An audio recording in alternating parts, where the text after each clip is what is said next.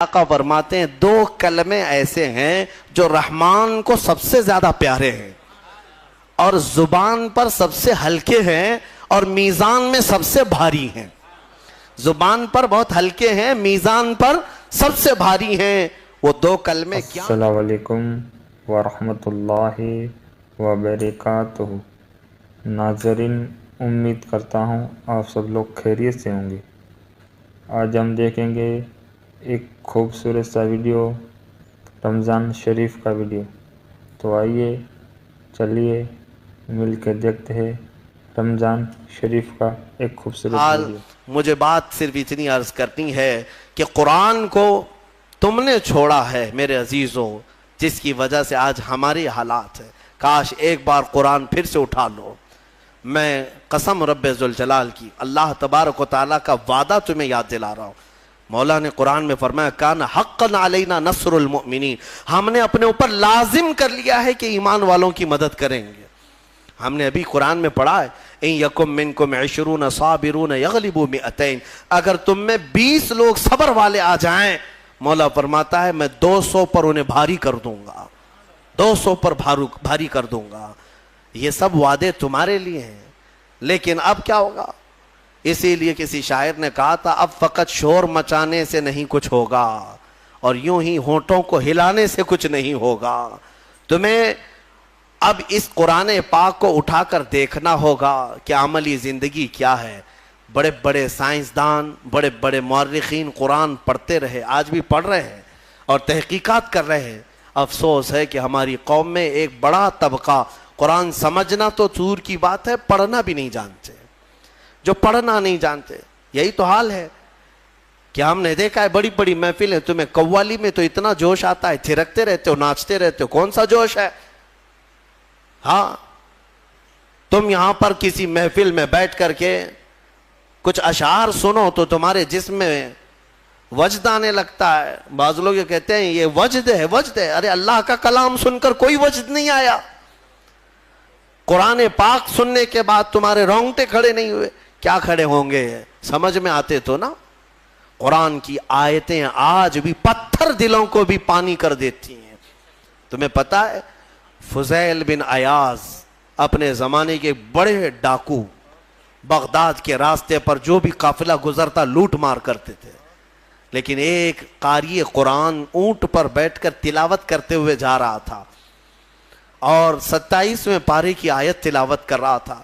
أَلَمْ يَأْنِ لِلَّذِينَ آمَنُوا أَن تَخْشَعَ قُلُوبَهُمْ لِذِكْرِ اللَّهِ، کیا ایمان والوں کو ابھی وہ وقت نہیں آیا کہ اللہ کے ذکر سے ان کا دل ڈولنے لگ جائے، ہلنے لگ جائے، وہ توبہ کر لیں؟ اتنی آیت سنی تھی فضیل بن عیاض کے ہاتھ کانپنے لگے. کیوں؟ عربی سمجھتے تھے، ڈاکہ زنی کرتے تھے لیکن عربی معلوم تھی. لیکن ایک قاری قرآن سے جب یہ آیت سنی، دل پر ایسے گزرنے لگی، ہتھیار پھینک دیا، ساری چیزیں پھینک دی اور چیخنے لگے آن لنا ربنا، آن لنا ربنا، اے ہمارے رب وہ وقت آ گیا، وہ وقت آ گیا، مجھے تو اپنی بارگاہ میں لے لے. اور پھر ایسی توبہ کی، ایسی توبہ کی، اللہ اکبر. اس کے بعد جو ان کی زندگی میں تبدیلی آئی جانتے ہیں؟ فضیل بن عیاض اولیاء کرام کی جماعت میں سند کا نام ہے. آج اتنا بڑا مقام ہے کہ سیدنا غوث اعظم عبد القادر جیلانی رضی اللہ تعالیٰ عنہ بھی ادب کیا کرتے تھے. فضیل بن عیاض کا نام آئے تو وہ کس سے ان کی زندگی بدلی؟ قرآن کی آیت نے بدل دیا. آج بھی قرآن پاک سمجھ جاؤ تو تمہاری آنکھیں بہنے لگ جائیں. یہاں تو تراویح کی 4 رکعت جسے بھاری لگتی ہو وہ قرآن کیا سمجھے گا؟ ہاں، لوگوں کو ایسا ہی لگتا ہے کہ بالکل شتابدی ایکسپریس والی جہاں تراویح ہوتی وہاں پڑھنا چاہیے، 15 منٹ میں پورا ہو جائے. کچھ بھی پڑھتا رہے ہو، عربی پڑھے کہ چائنیز پڑھے کہ جرمنی پڑھے، ہاں بس یہ ہے کہ تڑ جلدی سے نکالتے. مسلمانوں، کیا یہ بوجھ ہے تراویح جس کو تم اپنے کندھوں سے ہٹا کر بھاگنا چاہتے ہو؟ مزاج تو یہ بناؤ کہ قرآن ہمیں ویسا سنایا جائے جیسے رسول پاک کے زمانے میں سنایا جاتا. قرآن سنیں تو ہمیں رسول پاک کا مدینہ یاد آ جائے. قرآن کے نغمات آج بھی اس کی قراتیں لوگوں کو رلا دیتی ہیں، تمہیں اندازہ بھی نہیں ہے۔ کئی انگریز مصر میں نے دیکھا ہے، کئی انگریز جن کو قرآن سنایا گیا اور انہیں معلوم تھا تو وہ رو پڑے۔ ایک فرانس کا بہت بڑا ڈاکٹر تھا اسکندریہ میں، ایک ہمارے بڑے شیخ ہیں، وہ قرآن کی تلاوت کرتے تھے تو وہ اپنی ڈاکٹریٹ پہ بڑا فخر کرتا تھا، صرف وہ حضرت کی قرآن کی تلاوت سننے کے لیے وہ باہر کھڑا رہتا۔ کئی دن کے بعد وہ ساری چیزیں چھوڑ کر کے اندر آیا اور کہا اس کی جو مٹھاس ہے اور اس کی جو لذت ہے مجھے دنیا میں کہیں نہ ملی، مجھے اسی دامن میں داخل کر لیا جائے۔ کئی ایسے لوگ ہیں جنہوں نے قرآن پاک کو سن کر کے اپنی زندگیاں بدل لی۔ تمہیں کیا ہو گیا؟ قرآن کو اتنا اوپر رکھ دیا کہ ہاتھ بھی نہ جائے۔ تمہارے فریج اور ٹی ویاں تو صاف ہوتی ہیں، قرآن پر تو پتہ نہیں کتنی گرد و غبار لگی ہوئی ہے۔ ہاں ابھی رمضان میں اس کو صاف کر دیا ہوگا، اٹھایا ہوگا۔ قرآن تم کب اٹھاتے ہو؟ قسم کھانے کے لیے، جھگڑا ہو جائے دیکھو میں قرآن کی قسم کھا رہا ہوں، یا پھر کب قرآن اٹھاتے ہو؟ جب کسی کی میت ہو جائے، جلدی لاؤ قرآن۔ ارے یہ زندوں کے لیے اترا ہے قرآن، مردوں کے لیے نہیں۔ قرآن زندوں کے لیے نا، ہاں مردوں کو ایصال ثواب تو ضرور کرائیں گے ہم، فائدہ تو پہنچے گا تلاوت کا، لیکن یہ ایصال ثواب کے لیے ہی نہیں۔ قرآن کہتا ہے ھدی للمؤمنین، مومنوں کی ہدایت کے لیے آیا ہے۔ ہدایت چھوڑ کر کے تم دکان کی اوپننگ کے لیے، گھر کی ٹھنڈک کرانا ہے، اوپننگ کرانا ہے، اور پھر ماں باپ کی میت ہو گئی ہے، اور پھر کیا ہے؟ جھگڑے میں قسم کھانا ہے۔ یہی ساری چیزیں قرآن اٹھانے کی ہے۔ قرآن عظیم اللہ تعالیٰ کا وہ عظیم تحفہ ہے کہ پوری زندگی بھر اس پر رشک کرو گے تو بھی کم ہے۔ آج پوری دنیا میں کسی قوم کے پاس یہ کتاب نہیں ہے جتنی محکم کتاب تمہارے پاس ہے۔ سینہ تان کر کے کہہ سکتے ہیں ایسی کتاب کسی کے پاس نہیں ہے۔ اتنا بڑا ذخیرہ تمہارے پاس ہے اور تم اس کو پیچھے ڈالے ہوئے ہو۔ بچپن میں ہمارے بچوں کو جب مدرسہ بھیجتے ہیں ہم تو قرآن سینے سے لگا کر بھیجتے ہیں نا، بچہ سینے سے لگا کر کے آتا ہے قرآن۔ لیکن چندی دنوں کے بعد جب ہم بڑے ہونے کے بعد دیکھتے ہیں اسکول جانے کے وقت بچہ تو سارا بستہ پیٹھ پر رکھا رہتا ہے، ہوتا یہی ہے نا، بستے میں ساری بکس کتابیں پیٹھ پر رکھا رہتا ہے، لیکن مدرسہ جب آتا ہے تو قرآن سینے سے لگا کر آتا ہے۔ شاید بڑوں نے، ہمارے بزرگوں نے یہ رواج رکھا ہوگا کہ بیٹا قرآن ہمیشہ سامنے ہونا چاہیے، قرآن ہمیشہ مقدم رہے، بعد میں سب۔ لیکن بڑے ہونے کے بعد یہ سامنے والی چیز پیچھے ڈال دیتا ہے، پیچھے والی چیز کو ہی اہمیت دینے لگتا ہے۔ ایک بات یاد رکھو، میں نہ کالج کا مخالف ہوں، نہ اسکول کا مخالف ہوں، نہ یونیورسٹی کا مخالف ہوں۔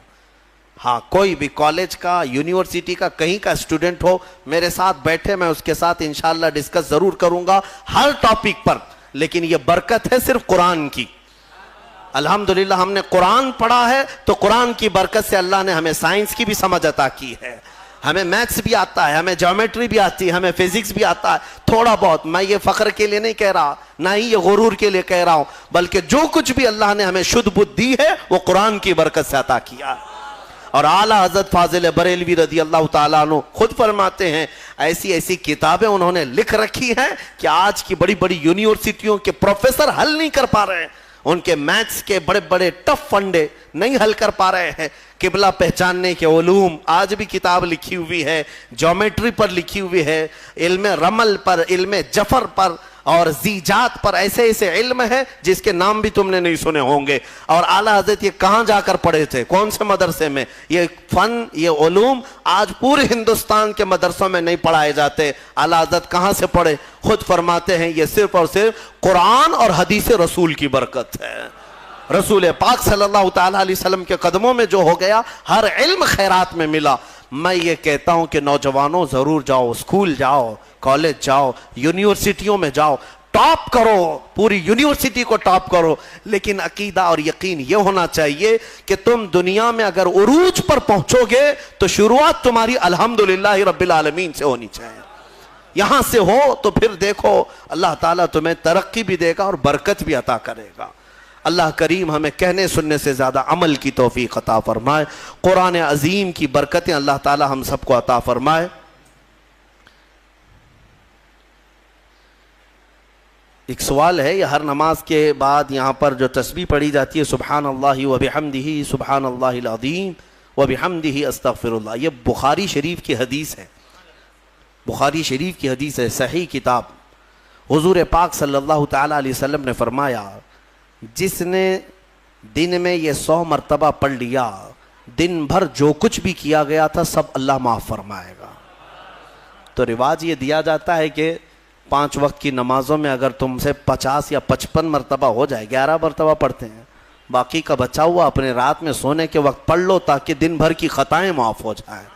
اور بخاری شریف کی سب سے آخری حدیث جس پر ختم بخاری ہوتی ہے اور اس کی تلاوت کے وقت دعائیں قبول ہوتی ہیں، بزرگوں نے فرمایا بخاری شریف کا جب ختم ہوتا ہے نا، جیسے ختم قرآن بھی ہے نا، شب قدر کو ختم قرآن کی محفل ہوتی ہے، بخاری شریف کی ختم کی بھی محفل ہوتی ہے، اور بزرگوں نے فرمایا ختم بخاری کے وقت جو حدیث آخری پڑھی جاتی ہے اس وقت مجمع میں جو بھی دعا کرے گا اللہ اس کی دعا قبول کرے گا۔ وہ کیا پڑھی جاتی ہے؟ بخاری شریف کی آخری حدیث، میرے آقا صلی اللہ علیہ وسلم نے فرمایا کلمتان حبیبتان الی الرحمن خفیفتان علی اللسان ثقیلتان فی المیزان سبحان اللہ و بحمدہ سبحان اللہ العظیم۔ میرے آقا فرماتے ہیں 2 کلمے ایسے ہیں جو رحمان کو سب سے زیادہ پیارے ہیں اور زبان پر سب سے ہلکے ہیں اور میزان میں سب سے بھاری ہیں۔ زبان پر بہت ہلکے ہیں، میزان پر سب سے بھاری ہیں۔ وہ 2 کلمے کیا ہیں؟ میرے آقا فرماتے ہیں سبحان اللہ و بحمدہ ایک کلمہ، سبحان اللہ العظیم دوسرا کلمہ۔ یہی ہے۔ ایک دوسری حدیث میں آگے وہ بحمدہ استغفر اللہ کا بھی اضافہ ہے۔ بہرحال یہ اس کی فضیلت آپ نے پوچھا اس لیے میں نے عرض کیا۔ آج بھی بحمدہ تعالی خانہ کعبہ کے پاس کثرت سے پڑھی جانے والی تسبیح بھی یہی ہے۔ پورے خانہ کعبہ کے غلاف پر اگر کوئی تسبیح لکھی ہوئی ہے تو صرف سبحان اللہ و بحمدہ سبحان اللہ العظیم، یہی آپ دیکھیں گے۔ اللہ تبارک و تعالیٰ اس تسبیح کی برکت سے ہمارے گناہوں کو معاف فرمائے۔ سبحان اللہ ماشاء اللہ، سبحان اللہ، کیا خوبصورت بیانہ سنا ہم نے۔ اللہ ہم سب کو رمضان شریف میں نیک عمل کرنے کی توفیق عطا فرمائے۔ اللہ تعالی ہم سب کو رمضان شریف میں روزہ رکھنے کی توفیق عطا فرمائے۔ اللہ تعالی ہم سب کو رمضان شریف میں رات میں جاگ جاگ کر عبادت کرنے کی توفیق عطا فرمائے۔ جو پریشان حال ہے اللہ ان کی پریشانی کو دور عطا کرے، جو بیمار ہے اللہ ان کو بیماری میں شفا عطا کرے۔ اللہ تمام مسلمان کی من کی زائد تمناؤں کو پوری عطا کرے۔ ہم اللہ تعالیٰ سے یہ دعا کرتے ہیں اللہ تعالیٰ تمام مسلمان کو جنت فردوس میں اعلیٰ سے اعلیٰ مقام عطا کرے۔ ایسے ہی اسلامک ریئیکشن ویڈیو دیکھنے کے لیے ہمارے ساتھ جڑے رہیے اسلامک اسٹیٹس چینل پر۔ انشاءاللہ ملتے ہیں ایسے ہی ایک